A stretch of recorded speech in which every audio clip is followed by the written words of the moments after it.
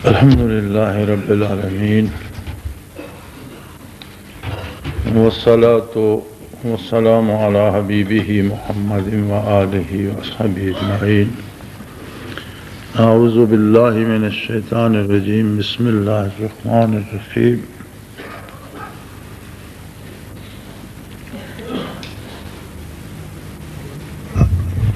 ہر کام کو اس کے کرنے کے ضابطے کے مطابق اور پورے خلوص سے کیا جانا چاہیے. یہ دونوں باتیں مکمل ہوں، خلوص نیت بھی ہو، خلوص قلبی بھی ہو، پوری توجہ سے کرے اور سارے طریقے سلیقے کی پابندی اور احکام کی پابندی بھی کرے. اس کے بعد بھی ثمرات اللہ جل شانہ کی مرضی پہ ہیں، کس کو کتنا دیتا ہے، قبول فرماتا ہے یا نہیں. چونکہ اللہ محتاج نہیں ہے اور ہم محتاج ہیں. ہمیں غلط فہمی یہ ہو جاتی ہے کہ جب ہم نے خانہ پوری کر دی تو کام ہو گیا. یہ کام خانہ پوری سے نہیں ہوتا.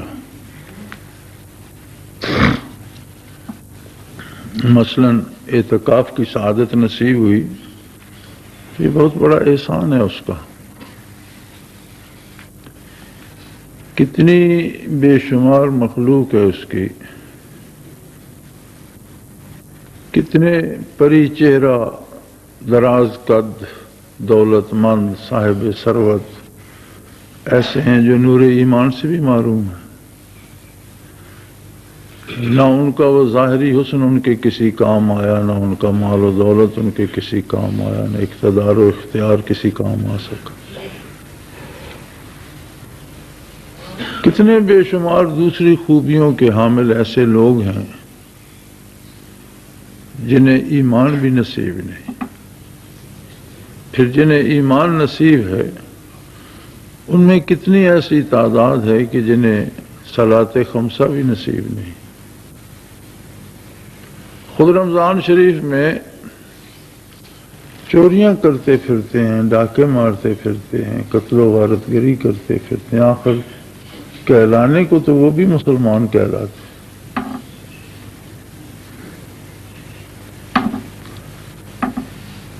کتنی مخلوق ایسی ہے جنہیں عبادت تو نصیب ہے مگر اعتکاف کی فرصت نہیں ملی، نصیب نہیں ہوا.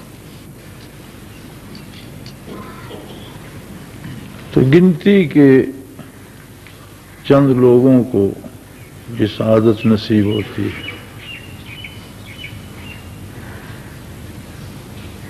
اب یہ ان کی مرضی ہے کہ وہ اسے خانہ پوری میں ڈالنا چاہتے ہیں، اپنی نیکی اور اپنی پارسائی کا اشتہار بنانا چاہتے ہیں، یا اس کے مقصد کو پانا چاہتے ہیں. اس کا مقصد تو یہ ہے کہ اعتکاف کے لمحات جو ہیں وہ سوائے اللہ کے کسی سے کوئی رابطہ نہ رہے. گنتی کے دن ہیں، اگر سنت اعتکاف ہے تو آخری عشرہ رمضان المبارک کا 10 ہوں گے یا 9 روزے ہوں گے.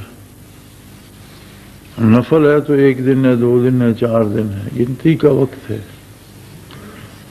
اور نفل اعتکاف کی کوئی قید نہیں. 1 دن کا، 1 گھنٹے کا، 10 منٹ کا، جتنی فرصت کسی کے پاس ہو مسجد میں آتا ہے اعتکاف کی نیت کر لے کہ جتنی دیر مسجد میں ہوں میں اعتکاف میں ہوں. نفلی اعتکاف کا ثواب تو ہوگا. لیکن اعتکاف سے مراد کیا ہے؟ مراد یہ ہے کہ حضور الہی ہر لمحے نصیب ہو.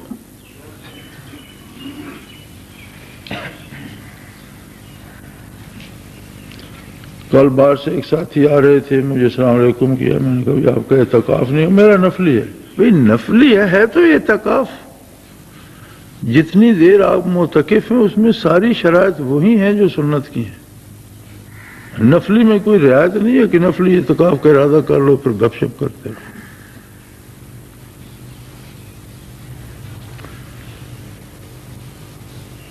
اور اعتکاف اگر نفلی بھی ہے تو جتنے لمحے آپ معتکف ہیں ساری وہی شرائط ہیں جو مسنون اعتکاف ہیں، سارے احکام وہی ہیں، ساری پابندیاں وہی ہیں۔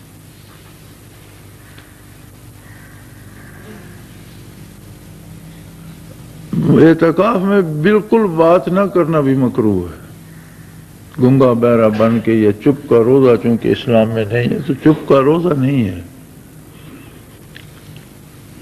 لیکن بلا ضرورت بولنا اعتکاف کو نقصان پہنچاتا ہے، غیر ضروری بات نہ کی جائے۔ ایک یہ بھی سمجھا جاتا ہے کہ مسجد کے اندر تو بات کرنا درست ہے، مسجد کے اندر یہ بات درست نہیں ہے کہ کوئی آ گیا باہر سے یا کوئی معتکف ہی قابو آ گیا تو آپ کے بچے کتنے ہیں، آپ کا کاروبار کیا ہے، آپ کیا بیچتے ہیں، کیا کماتے ہیں، کیا کھاتے ہیں، یہ سب ویسا ہی ہے جیسا کوئی باہر سے آیا آپ اس سے بات کریں یا مسجد میں معتکف سے بات کریں۔ بات کرنی چاہیے لیکن ضرور پانی چاہیے تو صرف پانی مانگیں، آگے گپ شروع نہ کر دیں، کھانا چاہیے یا دوائی چاہیے، جتنی ضروری بات ہے وہ کریں، یا پھر دین کی بات کریں، اللہ کی بات کریں، اللہ کے رسول کی بات کریں، قرآن کی بات کریں، حدیث کی بات کریں، دین سیکھنے دین سکھانے کی بات کریں، سارا دن کرتے رہیں، اللہ کی بات کرتے رہیں، اللہ کے حبیب صلی اللہ علیہ وسلم کی بات کرتے رہیں، سارا دن کرتے رہیں۔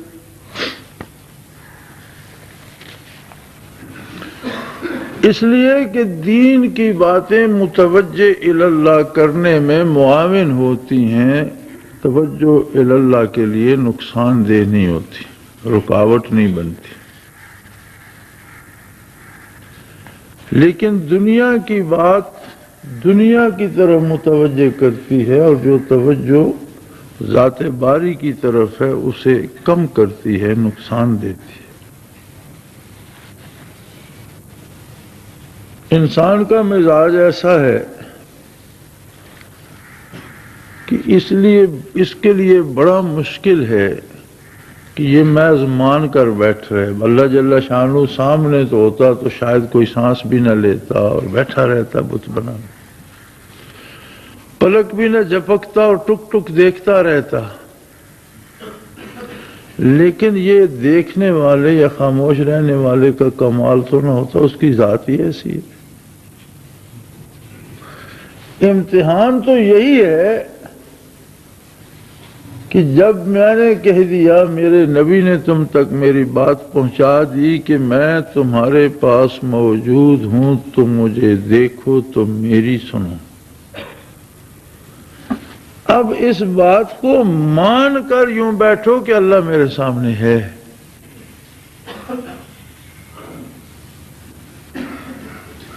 اگر یہ مشکل ہے تو یہی تو آزمائش ہے۔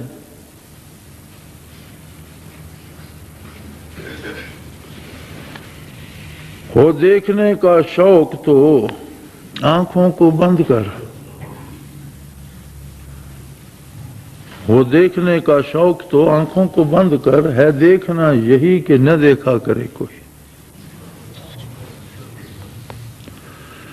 ساری کائنات سے اگر آپ نگاہ کو بند کر لیں، اگر آپ اپنے خیالات کو روک لیں، اپنی سوچوں پر پہرا بٹھا دیں کہ اللہ کے سوا کسی کو نہ سوچیں، تو اللہ جل شانہ کا دیکھنا کوئی محال نہیں ہے۔ لیکن یہ مادی آنکھ اس دنیا میں نہیں دیکھ سکتی، آخرت میں تو فَكَشَفْنَا عَنْكَ غِطَاءَكَ فَبَصَرُكَ الْيَوْمَ حَدِيدٌ، تمہاری آنکھوں سے حجابات ہٹا دیے گئے اور تمہاری آنکھیں بہت مضبوط، تمہاری نگاہ بہت مضبوط کر دی گئی۔ تو آخرت میں تو رب جلیل کو روبرو دیکھیں گے اللہ کے بندے، لیکن آخرت کی نگاہ اور ہوگی۔ شب معراج کے واقعہ پہ بھی جب یہ سوال پیدا ہوتا ہے تو علماء کی ایک جماعت کہتی ہے کہ دنیاوی آنکھوں سے اللہ کو دیکھنا ممکن نہیں، لہذا نبی علیہ الصلوۃ والسلام نے جمال باری نہیں کیا۔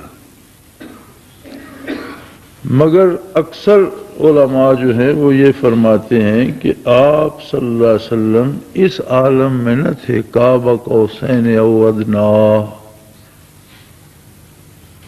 یہ کام دنیا کے دنیا پہ رہ جاتے۔ حضور اکرم صلی اللہ علیہ وسلم بارگاہ الوہیت میں حاضر تھے۔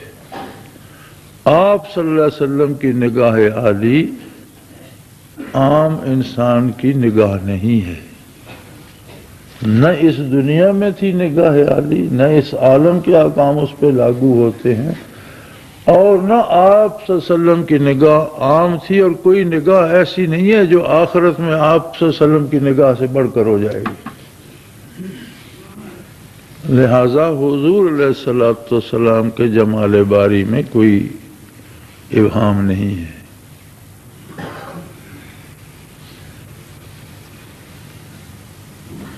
بعض ما زاغ البصر وما طغى سے بھی ثابت کرتے ہیں، لیکن یہ حق ہے کہ آپ صلی اللہ علیہ وسلم کا ایمان اللہ کو دیکھ کر بھی ہے۔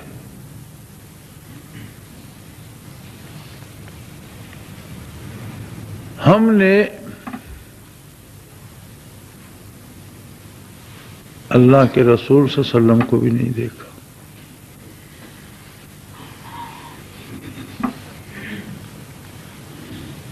اگر ہم نے اللہ کے حبیب صلی اللہ علیہ وسلم کو دیکھا ہوتا تو جن لوگوں نے دیکھا ان کا یقین اس سے بھی بڑھ گیا کہ گویا انہوں نے خود اللہ کو دیکھا۔ ان آنکھوں کو تو دیکھا جنہوں نے اللہ کو دیکھا۔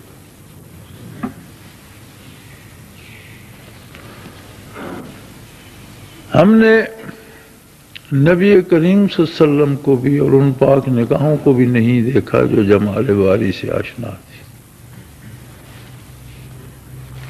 لیکن اگر ہم اپنے اندر وہ یقین پیدا کر سکیں حضور علیہ السلام کے حکم کے مطابق، تو آپ صلی اللہ علیہ وسلم سے پوچھا گیا کہ یا رسول اللہ صلی اللہ علیہ وسلم، آپ کی امت کے پہلے لوگ زیادہ اعلیٰ، اچھے اور مقرب بارگاہ ہیں یا آخری کون سا حصہ؟ آپ صلی اللہ علیہ وسلم نے فرمایا کہ میری امت کی مثال اس بارش کی ہے جو لگتی ہے تو اندازہ نہیں ہوتا اور رکتی ہے تو جل تھل ہو جاتا ہے، کوئی نہیں سوچ سکتا کہ پہلے تیز تھی یا بعد میں تیز ہوئی۔ ایک دفعہ فرمایا کہ ان لوگوں کی عظمت اللہ کے ہاں مسلمہ ہے جو میرے بعد آئیں گے، صدیوں بعد آئیں گے، اور جنہوں نے مجھے دیکھا نہ ہوگا، مجھ سے سنا کچھ نہیں ہوگا، اور نسلاً بعد نسلاً میری بات روایت ہو کر ان تک پہنچے گی اور اس پر اتنا یقین رکھیں گے کہ اس پر جان دے دیں گے، پیچھے نہیں ہٹیں گے۔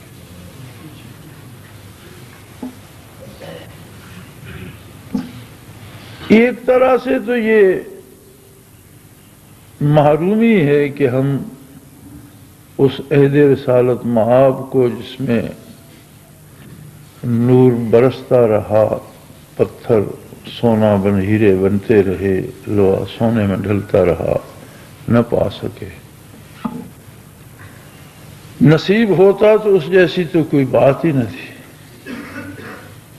لیکن 1400 سال بعد نور یقین حاصل کر کے اس در پہ بیٹھ رہنا بھی بہت بڑی سعادت کی بات ہے۔ یہ اللہ کا بہت بڑا احسان ہے کہ وہ یہ نعمت عطا کر دے۔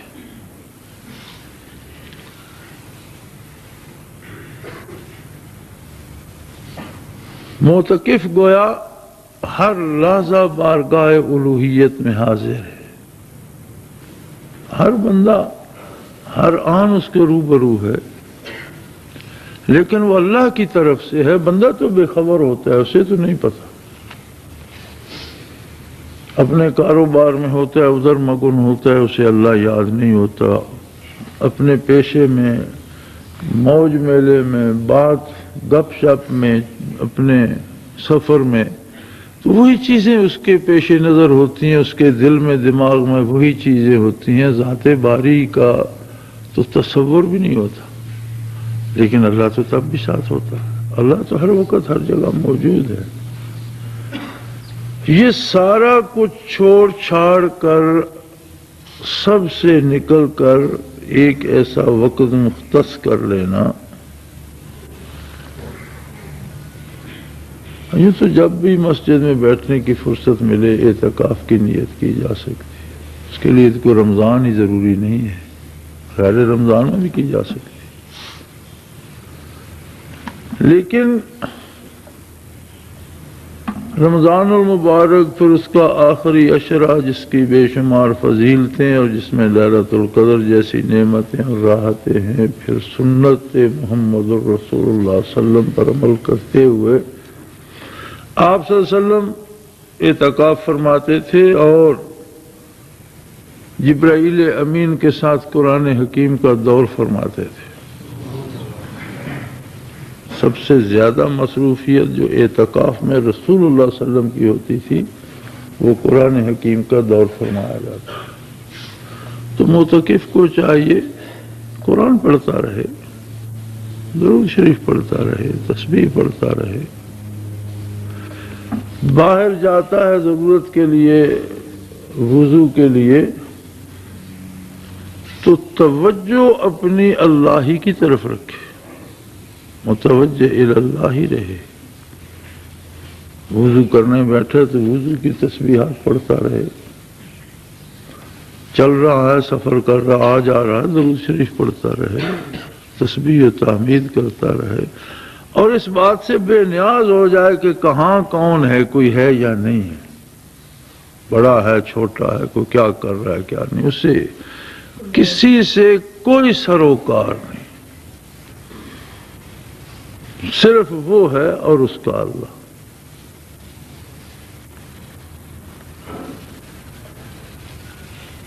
تو اپنی طرف سے بھرپور کوشش کرنی چاہیے، آگے اس کی مرضی ہے، کس کی مزدوری پہ کتنی اجرت عطا فرماتا ہے، کس کے کون سے درخت پہ کتنا پھل دیتا ہے، یہ اس کا ثمرات ہمیشہ من جانب اللہ ہوتے ہیں، پھل اس کی طرف سے لگائے جاتے ہیں، مجاہدہ اور محنت یہ بندے کے ذمے ہے۔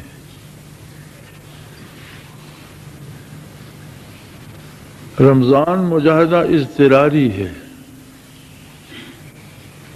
مجاہدات دو قسم کے ہوتے ہیں، ایک اختیاری بندہ اپنی مرضی سے کرتا ہے اختیار، ایک اضطراری جو حکمن کرایا جاتا ہے۔ تو ایسا کریم ہے کہ حکمن بھی مجاہدے کراتا ہے جس سے خطائیں معاف ہوں، نیکی قبول ہو، نیکی کرنے کی توفیق ملے اور آدمی متوجہ اللہ ہو۔ تو رمضان اضطراری مجاہدہ ہے، حکمن کرنا پڑتا ہے، لیکن اس میں اعتکاف پھر اختیاری ہے، اگر کوئی نہیں کرنا چاہتا تو فرض نہیں ہے۔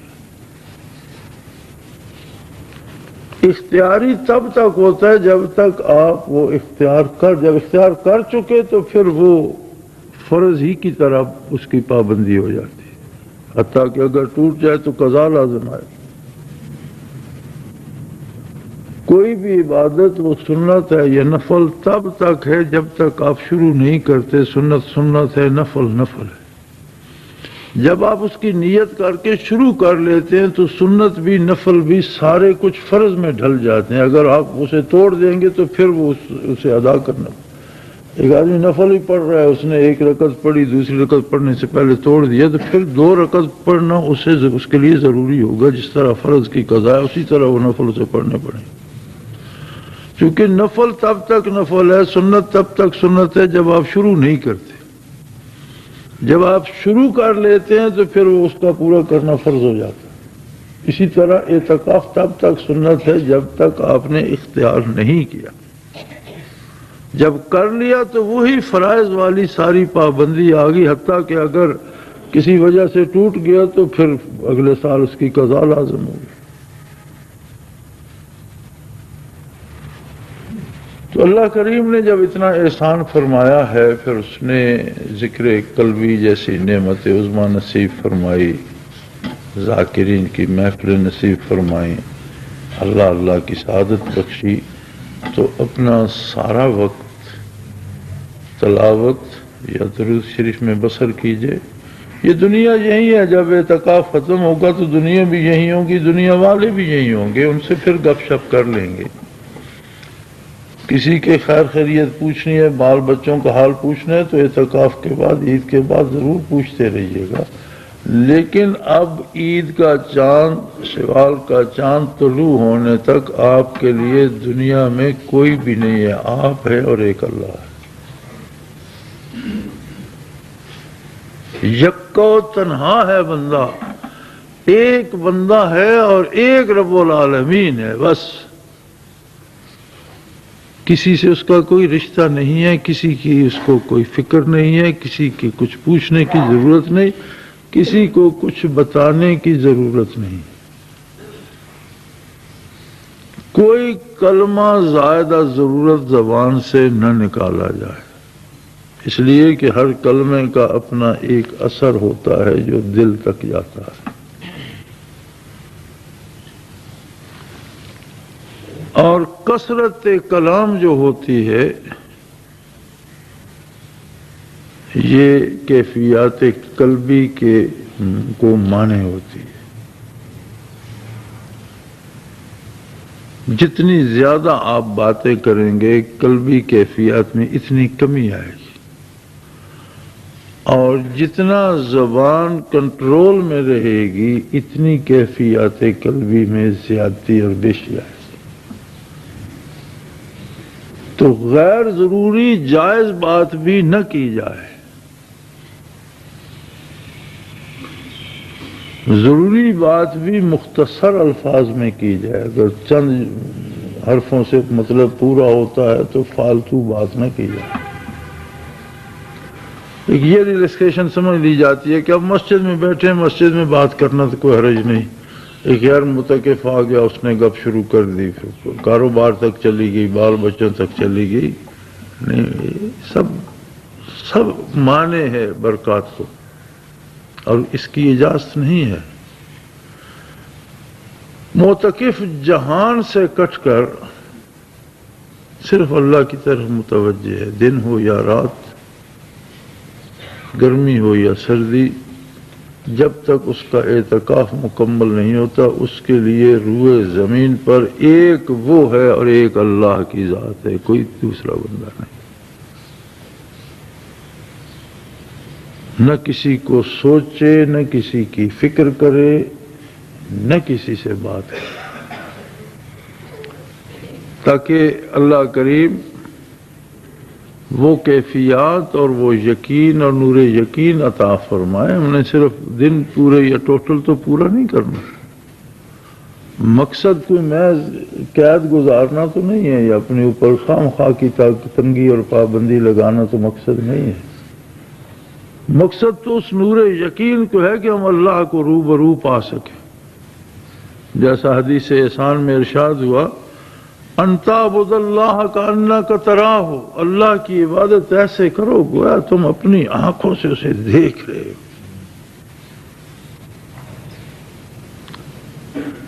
فَإِن لَمْ تَكُنْ تَرَاهُ فَإِنَّهُ يَرَاكَ، كما قال رسول اللہ صلی اللہ علیہ وسلم، اگر یہ جرت تم میں پیدا نہ ہو کہ میں اپنے اللہ کو دیکھ رہا ہوں، تو یہ یقین تو کم از کم پیدا کر لو کہ میرا اللہ مجھے دیکھ رہا ہے۔